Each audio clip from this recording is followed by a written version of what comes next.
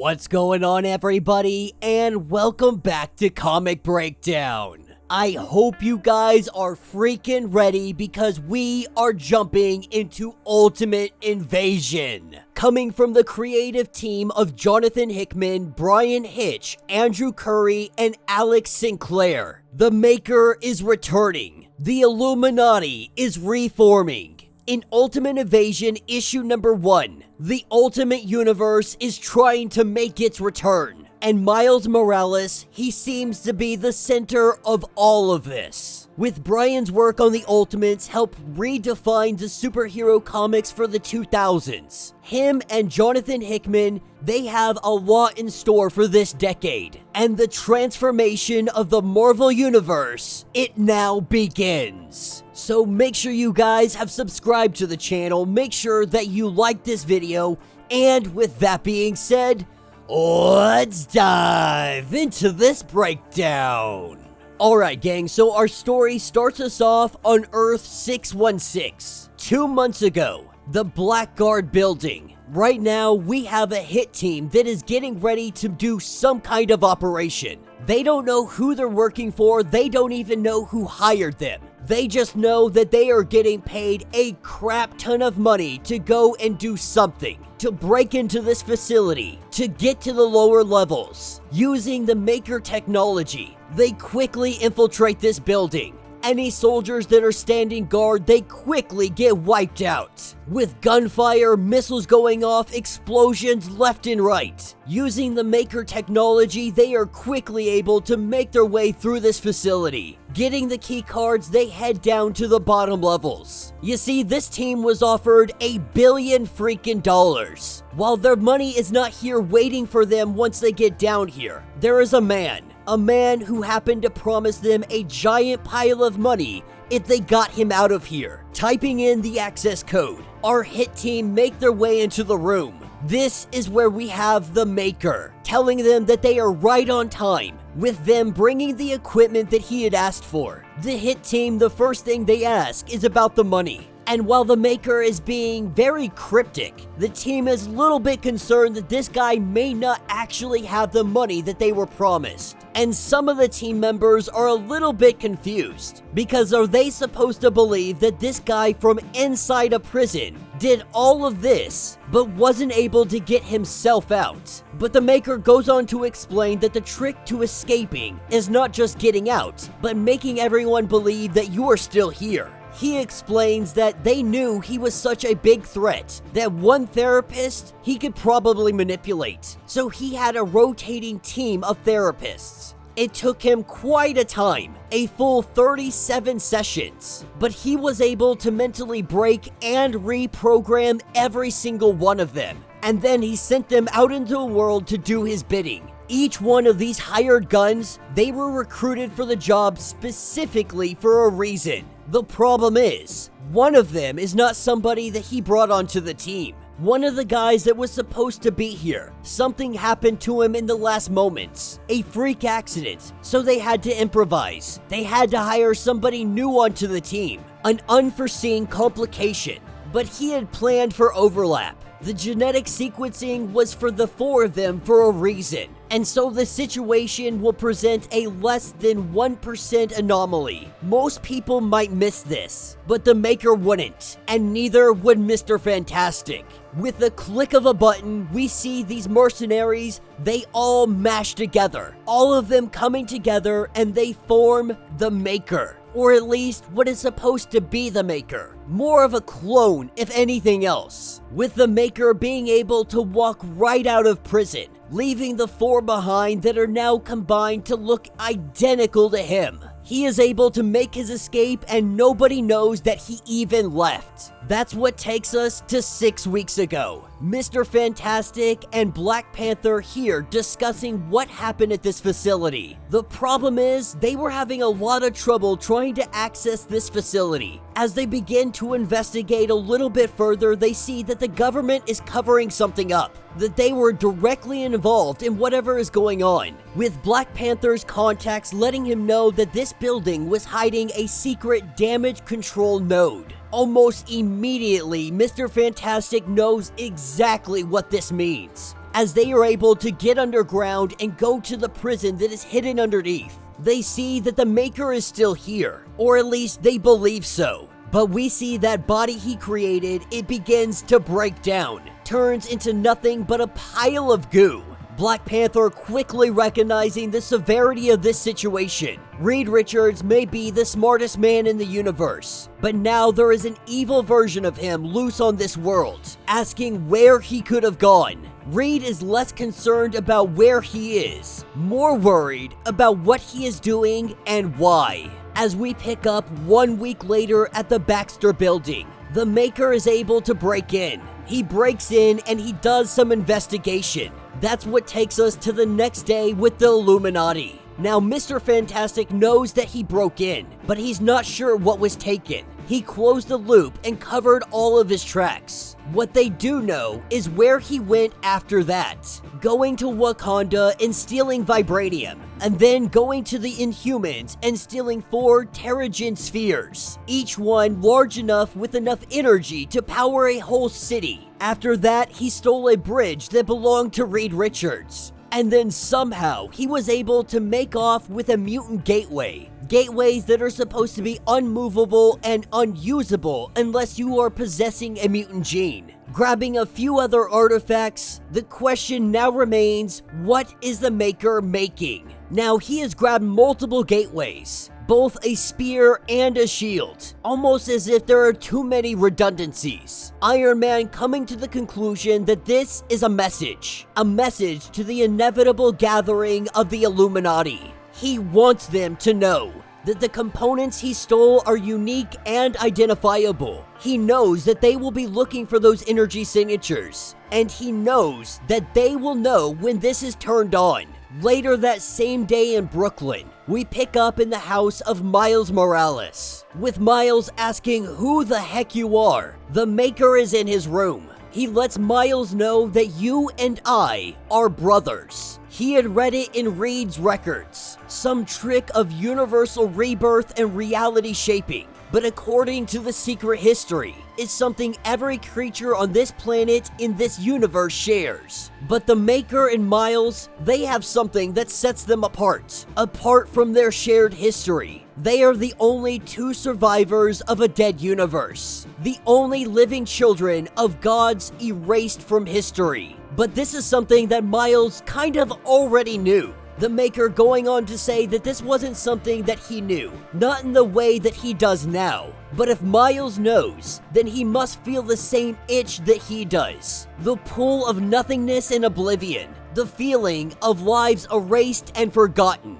What he is telling Miles is that he is going home, telling Miles that it felt wrong to go ahead and leave and not invite him along, that the Maker would like to be asked if the roles were reversed. But Miles has no want to leave this place. The Maker leaving a blank card behind saying, if you change your mind, let me know. With that, the Maker disappears. And that's what jumps us directly into the fray, with the Maker activating his device, the Illuminati now coming down on him, while Reed Richards is vowing that they are going to take him down. The Maker simply laughs at them. The truth is, they have no idea where he is going or what he is going to do. But he does promise them that by the time you figure this out, he would have already left them long behind. That his path is set. It is a course that is fixed. The bridge controller is set to purge and randomize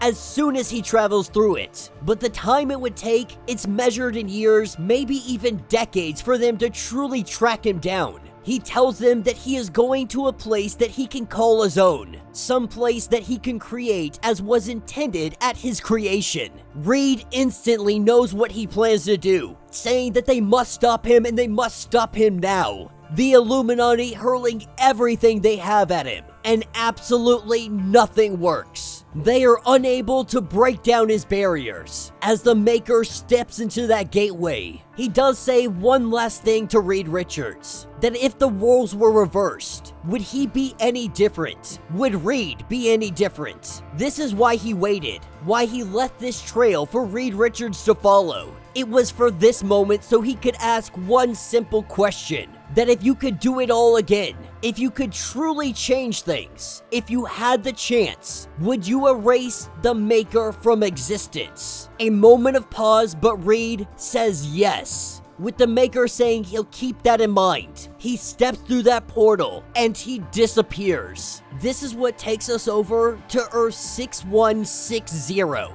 This is not the ultimate universe. This is something different. This is something else. We pick up with Peter Parker and Liz as we see the isotope genome accelerator being displayed. As they are preparing for the first test, Peter Parker sits here and he observes that spider that is supposed to bite him. It slinks its way down. It gets ready to bite Peter Parker, but that is when somebody smacks it. A man grabbing hold of that spider saying that this was about to bite you. As he puts that spider into a little vial, Peter Parker has no idea what has just happened. But that person that took that spider, this stopped it from biting him, stopped it from turning him into Spider-Man. That person is none other than the Maker. Alright gang, so as we dive into this issue, we are picking up with a memory when the Maker had asked Mr. Fantastic, would you erase me from existence? If you could do it all again, if you had the chance, would you do it? Mr. Fantastic had said yes, and so the Maker is saying that he's gonna keep that in mind. But what do you do when you know exactly the full knowledge of your enemies? You have the unlimited capacity to engage them. You can do this before they ever have the faintest idea that you even exist. The simple answer, you can do whatever you want. And of course, there's gonna be differences in this universe, deviations and branching possibilities. But that doesn't change the fact that there is still places like Asgard. But the Maker ensured that Thor would never be able to make it to Earth. He did this by ensuring that Loki was the one to take the throne, that Thor was the one to bend the knee, shattering the Bifrost. Asgard would remain away from Earth, a rocket launch delaying the Fantastic Four from ever becoming fantastic. But regardless of the Maker's actions, mankind will still thrive from war. They will still create weapons of war, and there will still be men who make such weapons. Individuals like Howard Stark. Bullets will always be fired. Bombs will always explode. The Hulk will still become the Hulk, but there may be missing parts of history. For example, there was no man in the ice to murder, no super soldier to lead the Avengers. With no Doctor Doom, the Maker took over this place as his own, remaking an entire city. But we jump over to Manhattan. We pick up with Howard Stark Iron Man. But we also pick up with his partner Obadiah. We are already seeing the small differences that are this universe. In this universe, Jarvis is not an AI computer or anything of that manner. Jarvis is his female butler. But Obadiah and Stark, they sit down. They kind of have a conversation, because the Maker is getting ready to have a very extravagant and elaborate party. He is asking everybody to show up. Obadiah is trying to encourage Howard to go out there and really just do an appearance. That he needs to get out of the lab. He needs to show his face to the world. Let the people love you. But as they discuss all this and they prepare to head out, that's what takes us to Latveria. Anybody who is anybody is attending this event. The first one being introduced is the enlightened children of the eternal light. They rest in the shadow of the protective hand of their highest holy man, the legendary and immortal Hulk. The Rasputin family needing no introduction. Colossus, Magic, and Omega Red. They have all shown their faces here as well. As we see the doorways open up, we have the Maker that comes out of them, making his way down the stairs. He looks at all the people that have come to greet him, but then he looks up to the sky. He already knows what is coming, saying that he is waiting. We see a portal open up from the clouds, and from that portal, we have multiple versions of Captain America, of Thor, of Wasp. They come descending down on the Maker, with Thor giving the orders that just the Maker and other acceptable targets, that is who they are taking out and no one else. We see this battle quickly get underway. with Howard Stark having no idea what is going on. Obadiah asking if he brought his portable suit, but Obadiah asked him not to, and so Howard didn't. Luckily, Obadiah did. Pressing a button on his watch, we see the suit come out and Obadiah jumps into the fray. Because the people of this earth, they have no idea who these individuals are. They just know that they are being attacked by an outside force. And so Magic, Colossus, the Immortal Hulk, they are all fighting against these Avenger forces that have come to take down all of the Maker. But with this battle raging on, we see Obadiah fall. The visions grabbing hold of him, the suit hitting critical, saying goodbye to his oldest friend Howard. We see the Iron Man suit detonate, a giant explosion, and Howard is shot back. With this battle raging on, Howard is knocked unconscious, and when he wakes up, he is in the company of the Maker. He lets him know that Obadiah has died, and he wishes that there may be time to grieve, but time is something that they are short on at the moment. As Howard gets up and he really starts to look around, what we see is that all of those heroes had been captured. Every single one of them. Now, at this point, Howard has no idea who they are, but the Maker lets us know that these are heroes from the future. Temporal suicide bombers here to erase the Maker. The question isn't why. The Maker says that the question is, does it make you fear the terrible things that you are going to do in the future, or does it anger you that they tried to rob you of a chance you once had? Regardless, the Maker has a way of taking care of this. This is where he escorts in a bunch of people. They have done a very regressive scan of each of the future soldiers. They discovered that almost all of them are identical designer clones. They tracked the source to where all of this came from. And so all of these people, we see the Maker massacre them. And with all of them being taken out, all of these heroes from the future, we see them just turn into piles of goo. The Maker has just erased from the future an entire army from existence. By killing these people here and now, it erases all of these heroes from the future. Now, Howard goes on to say what you have just done. This will ensure that they come back and they erase you and everything that you have done. That they will kill you in the crib. But for the Maker, this won't work. He wasn't born here. Not in this place, not on this planet, or even this universe. He emerged fully formed. So if they are going to come to him, they will have to do it at the height of his power. This is where the Maker takes him into the other room and shows him the Immortus engine. This is a time machine. This is why they came here. The Maker is letting him know that this time machine, it is damaged. It is non-functional. And while Howard wants to destroy it, the Maker says that that doesn't make any sense. He wouldn't even if he could. Because if you look around, this world was perfectly ordered society. That none of this went how it was supposed to go. And that is all because of this machine and the Maker. He used it to remake the world into a new, erase threats before they even emerged, and repurposing existing pieces, like Howard, for a grander design. Now, Howard is going on to say that this was just your first encounter. They will return. They will come back for you. This is where the Maker takes off his helmet and lets him know that this was the second encounter. The first was 2 weeks ago. The first meeting left quite an impression. With his helmet being removed, we see that a good chunk of his head is missing. And Howard's confused. How is the Maker still alive?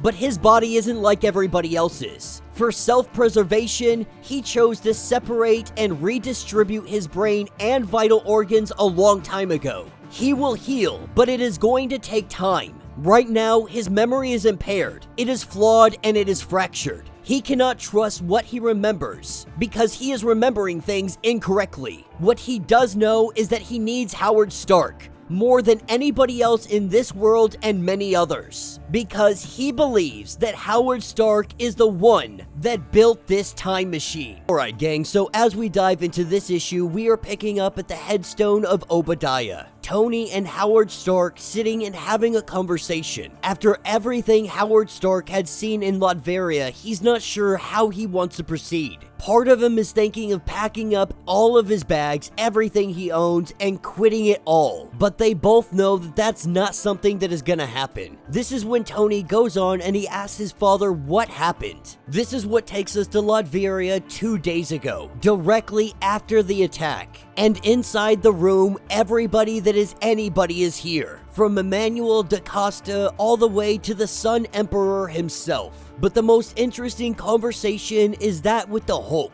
with everybody asking who is behind the attack today. Nobody has heard a word, but the Hulk is a person that now seeks peace, believes that peace can overcome everything, and now he is sensing a desire to destabilize everything that they have built. And while he's going off, that is when Magic comes into the room, absolutely irate, asking anybody and everybody who is responsible. Howard Stark finds it very curious that they are even here, because the way that he sees it, the Rasputins are the enemy. The truth is, Obadiah never explained how things work. While Obadiah had dealt with these guys for years and years, Howard Stark has never. But they go on to promise Howard that however this may appear, there are no enemies in this room. And though Howard Stark brings up all of the conflicts that have and will be fought, that history would say otherwise. That is the world as Howard knows it. That if you look around this room, we have representatives from all 7 major territories. Each of the nations, they play a part. The adversary is what the Rasputins are currently playing. But inside the non-adversarial nations, they rally their citizens. They all participate in whatever pageantry is required. And at the end of a generation, another territory takes its place. And so all the nations, they rotate out playing a specific part, trying to maintain the illusion of peace in illusion time of war. This is all at the Maker's hand. This has all been his plan. The simple truth that peace achieved, coerced, or enforced is never successful long term. The truth is, humanity is incapable of accepting it. Most are incapable of staying in a state of peace, almost as if this goes against the very nature of humans. This is when the Maker walks into the room,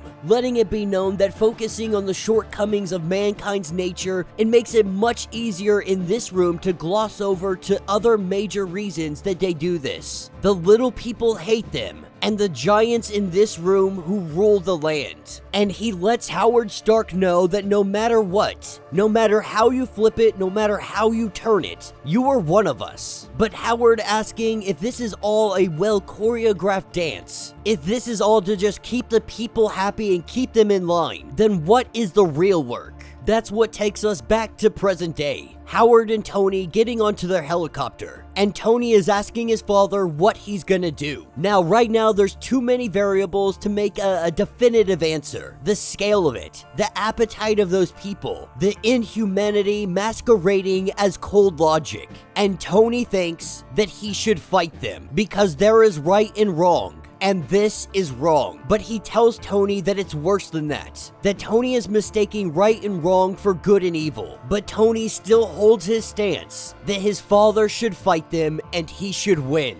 But Howard is still very much processing everything that he has learned. He may have some ideas, but it's gonna take him a couple weeks to really figure out where he's starting. And while Tony definitely offers up his help, he tells Tony that the point of this exercise, the reason why he would even fight and win, is so that Tony could outlive all of them. But he promises his son that if he does need his help, he will call him. This is what picks us up in the city a day ago. The Maker walking Howard through, showing him the innards of the whole city. The Maker continuing on talking about how Howard is going to build the Immortus engine, and he is going to be doing this with the help of Reed Richards. This is where we see an appearance of Reed Richards having a metal mask on his face, now enslaved to work for the Maker. And so while Howard gets introduced to his new lab assistant, we are taken to the far future. All of our heroes, they are cheering. They are shouting. Because right now,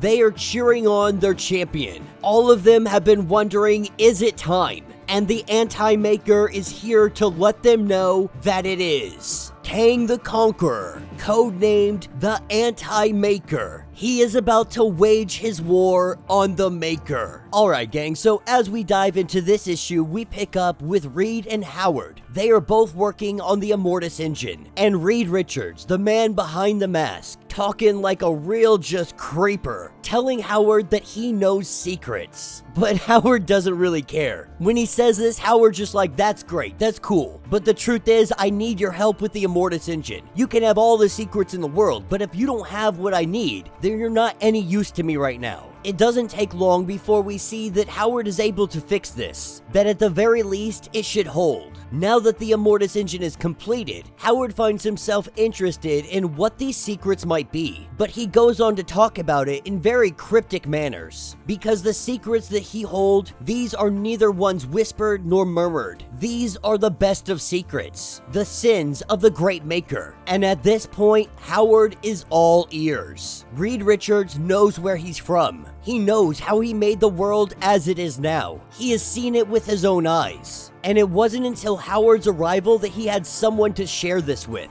And Howard's ready to see this, but only after they finish up the second Immortus engine, with Reed Richards looking over all of it. He tells him that you might want to reconsider or at least look at the kind of feedback mechanism. If the Immortus engine is built to go backwards and forwards through time, one cannot assume that there will be a pause between two states. Howard recognizing this, there is a single microsecond of overlap, there and back all at once. He thought that it was finally perfected, but he still has some work to do. Turning to Reed and asking how long they have been working on this, unable to keep track of numbers, dates, and time, but the two of them are in a temporal abstract of time. There is no way to actually count how long we've been in here. There may have been a time that Reed Richards was trying his best at least to try and track all the time, believing that a light coming in was actually real light, only to find out later that this was artificial light, that the Maker had done this just to play with him, just to mess with him. And Howard believed, at least at first, that the mask was also another one of these games. But for Reed Richards, he says, this is who he has always been.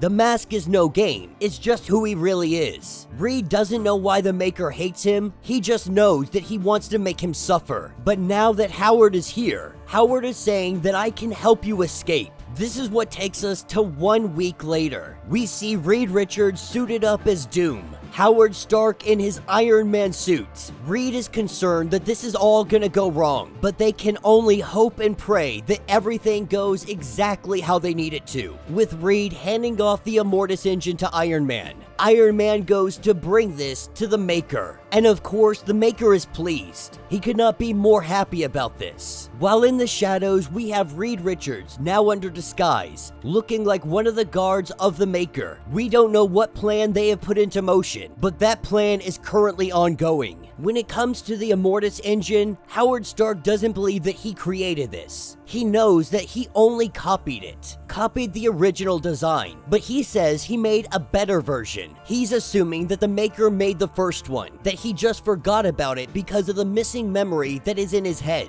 While they have this conversation, we have Reed Richards, who appears to be planting a bomb. Howard is serving as the distraction, and as he has this conversation with the Maker saying that there is a monster from the future that is trying to have us killed. The way Howard sees it, both of them are monsters. The Maker, Kang, it doesn't matter. In his mind, he is tired of choosing between which monster is more acceptable. This is when we see the huge explosion. They have interrupted the city's mainframe. They have dropped the temporal field. They have opened up the doorway for the wolves. This is where we see the Unmaker and his army. The city has been locked down. There is no way out. This ends one way or another, and this war gets fully underway. Howard knew that he had to stop him, with the Maker battling against all of the heroes shouting to bring me Kang.